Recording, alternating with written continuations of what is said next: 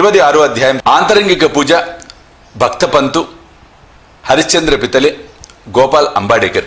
ఈ విశ్వమందు కనిపించు ప్రతి వస్తువు కేవలము భగవంతుని మాయచే సృష్టించబడినది. ఈ వస్తువులు నిజముగా ఉండలేదు, చీకటిగా ఉండలేదు. అదే భగవంతుడు.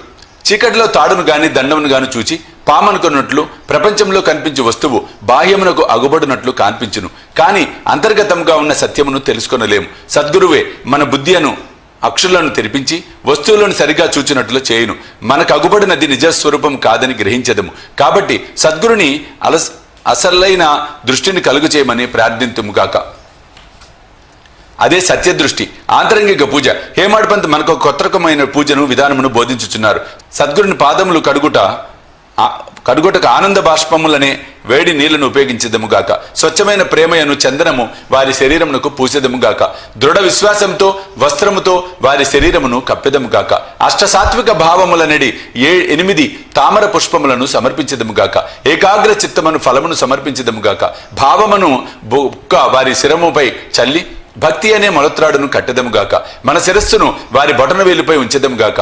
సద్గురుని ఈ ప్రకారము నగలతో అలంకరించి మన సర్వస్వము వారికి సమర్పింతుముగాక. అట్టి ఆనందకరమైన పూజ చేసిన పిమ్మట ఇట్లా ప్రార్థించదముగాక. మా మనస్సును అంతర్ముఖము చేయము, దానిని లోపల వైపు పోవునట్లు చేయము. నిత్యానిత్యములకు గల తారతమ్యమును తెలుసుకున్న శక్తి దయచేయము. ప్రపంచ వస్తువులందు మాకు గల ఆసక్తిని పోగొట్టి మాకు ఆత్మసాక్షాత్కారము కలుగునట్లు చేయము. మేము మా శరీరమును ప్రాణమును సర్వమును నీకు సమర్పించదము. సుఖదుఖమును భావములను కలగకుండునట్లు మా నేత్రములు నీవిగా చేయము. మా శరీరమును మనస్సును నీ స్వాధీనమందు ఉంచుకొనుచు నీ ఇష్టము వచ్చినట్లు చేయము. మా చంచల మనసు నీ పాదముల చెంత విశ్రాంతి పొందుగాక. ఈ అధ్యాయంలోని కథల వైపు మరలదము. భక్తపంత్. ఒకనాడు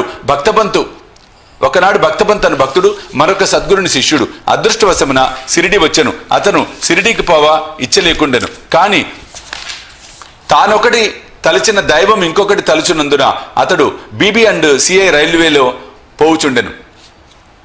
అందరూ అనేకులు స్నేహితులు బంధువులు కలిసిరి. వారందరూ సిరిడి పోవుచుండిరి. అందరూ తమ వెంట రమ్మని కోరగా అతడు వారిని కాదనలేకుండెను. వారు బొంబాయిలో దిగిరి. పంతు విరార్లో దిగెను. అతడు తన గురువును దర్శించి షిరిడికి పోవుటకు అనుమతి పొంది ఖర్చుల నిమిత్తము డబ్బును కూర్చుకొని అందరితో కలిసి షిరిడి వచ్చాను. అందరూ ఉదయం షిరిడి చేరి 11 గంటలకు మసీదుకు పోయిరి. బాబా పూజ కొరకు చేరిన భక్తుల గుంపును చూచి అందరూ సంతసించిరి. కానీ పంతుకు మూర్ఛ వచ్చి హఠాత్తుగా క్రింద పడెను. వారందరూ భయపడిరి. అతనికి చైతన్యం కలిగించుటకు ప్రయత్నించిరి. అతని ముఖంపై నీళ్లు చల్లగా బాబా కటాక్షంచే తెలివి వచ్చెను. నిద్ర నుంచి లేచిన వాని వలె కూర్చుండెను. సర్వజ్ఞుడకు బాబా అతడు ఇంకొక గురువు తాలూకా శిష్యుడని గ్రహించి నిర్భయంగా ఉండుమని ధైర్యం చెప్పుచు తన గురువునందే భక్తి నిలిచినట్లుగా ఈ క్రింది విధముగా పలికెను. ఏమైనను కానిండు పట్టు విడవరాదు, నీ గురుని అందే ఆశ్రయమును నిలుపుము. ఎల్లప్పుడూ నిలకడగా ఉండుము, ఎప్పుడు వారి ధ్యానమునందే మునిగి ఉండుము. పంత్ ఈ మాటల యొక్క ప్రాముఖ్యమును గ్రహించెను. ఈ విధముగా తన సద్గురుని జ్ఞప్తి తెచ్చుకొనెను. అతడు తన జీవితంలో బాబా చేసిన మేలుని మరువలేదు. హరిశ్చంద్ర పితలే. బొంబాయిలో హరిశ్చంద్ర పితలే అతను ఉండెను. అతనికి మూర్ఛ రోగంతో బాధపడుచున్న కొడుకు గలడు. ఇంగ్లీష్ మందులను ఆయుర్వేదం మందులను కూడా వాడెను. కానీ జబ్బు కుదరలేదు. కావున యోగుల పాదములపై పడుటే సాధన ఒకటి మిగిలను. 15వ అధ్యాయం నందు చక్కని కీర్తనలచే దాసుకొని బొంబాయి కీర్తిని బొంబాయి ప్రెసిడెన్సీలో వెల్లడి చేసినని తెలుసుకొంటిమి. 1910లో పితలే అట్టి కథలు కొన్నిటిని వినెను. వాని నుండి ఇతరులు చెప్పిన దాని నుండి బాబా తన దృష్టి చేతను స్పర్శ చేతను బాగు కానట్టు జబ్బులను బాగు చేయనని గ్రహించెను. సాయిబాబాను చూచుటకు మనసులో కోరిక పుట్టెను. సర్వ విధములు సన్నాహమై బహుమానములు వెంట తీసుకొని పండ్ల బుట్టలను పట్టుకొని భార్య బిడ్డలతో షిరిడీకి వచ్చాను. అతడు మసీదు పోయాను. బాబాకు సాష్టాంగ నమస్కారం చేశాను. తన రోగి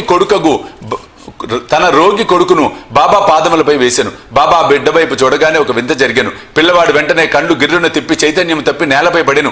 అతని నోట చొంగగారెను. అతని శరీరమును చెమటబట్టెను. అతడు చచ్చిన వాని వలె పడెను. దీనిని చూచి తల్లిదండ్రులు మిక్కిలి భయపడిరి. అటువంటి మూర్ఛలు వచ్చుచుండెను. కానీ ఈ మూర్ఛ చాలాసేపటి వరకు ఉండెను. తల్లి కంటి నీరు వరదలాగా కారుచుండెను. ఆమె ఏడ్చుట మొదలెడెను.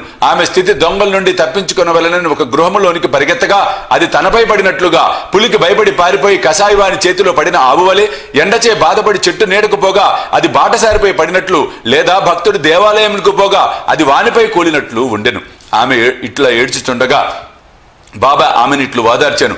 ఇట్లా ఏడవవలదు, కొంతసేపు ఆగుము, ఓపికతో ఉండుము. కుర్రవాణిని బసకు తీసుకొని పొమ్ము. అరగంటలో వానికి చైతన్యము వచ్చును. బాబా చెప్పిన ప్రకారం వారు నెరవేర్చిరి. బాబా మాటలు యథార్థములయ్యను.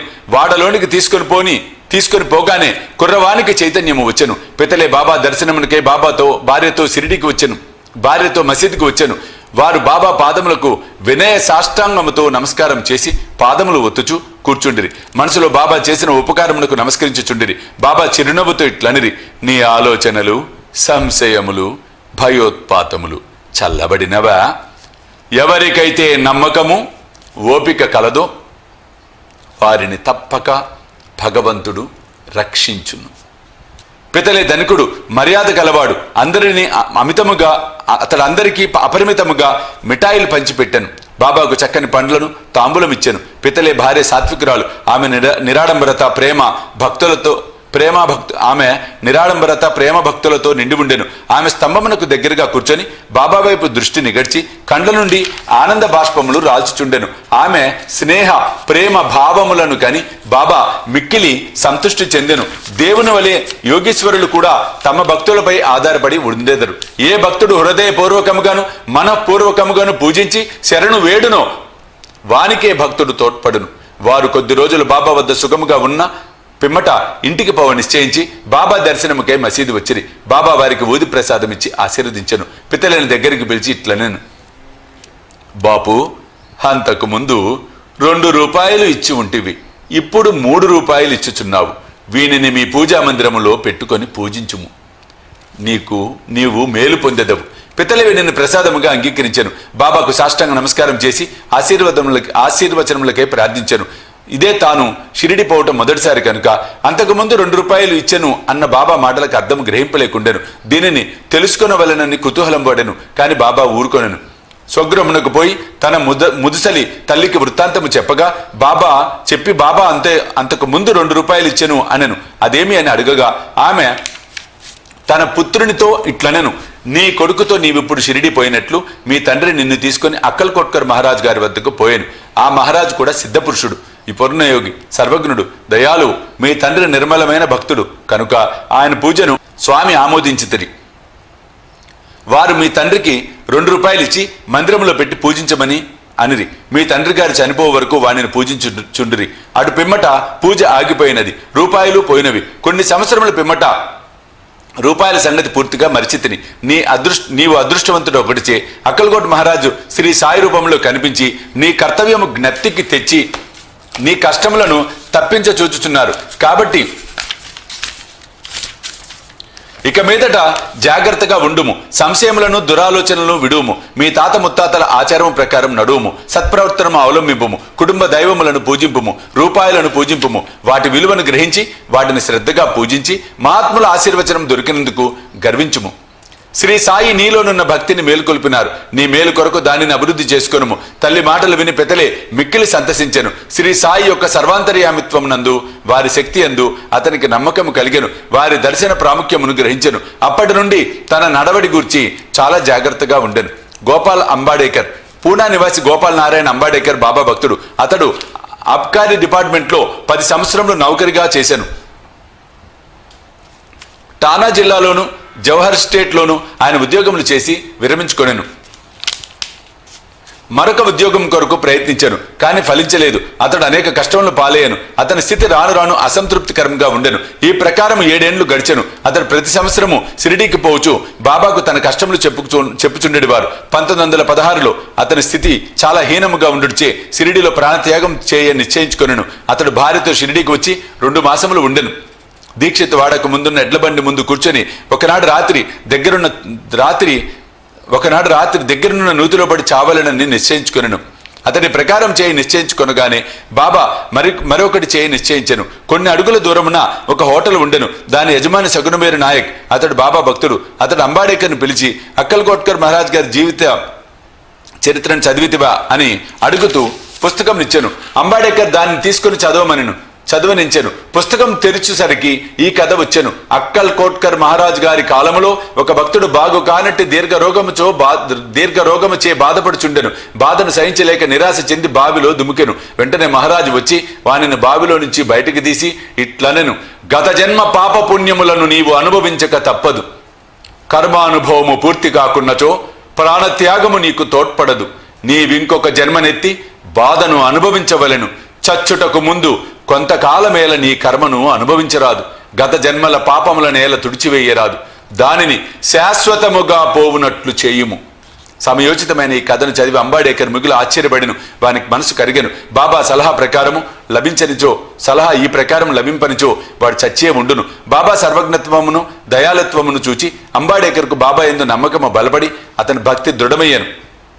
అతని తండ్రి అక్కల్కోట్కర్ మహారాజ్ భక్తుడు కాన కొడుకు కూడా తండ్రి వల్లే భక్తుడు కావాలనని బాబా కోరిక. అతడు బాబా ఆశీర్వచనము పొందెను. వాని శ్రేయస్సు వృద్ధి చెందెను. జ్యోతిష్యం చదివి అందులో ప్రావీణ్యం సంపాదించి దాని ద్వారా తన పరిస్థితి బాగు చేసుకొనెను. కావలసినంత ధనమును సంపాదించుకోనగలిగెను. మిగతా జీవితమంతయు సుఖముగా గడిపెను. 26వ అధ్యాయం సంపూర్ణము. సద్గురు శ్రీ సాయినాథ అర్పణమస్తు. శుభం భవతు.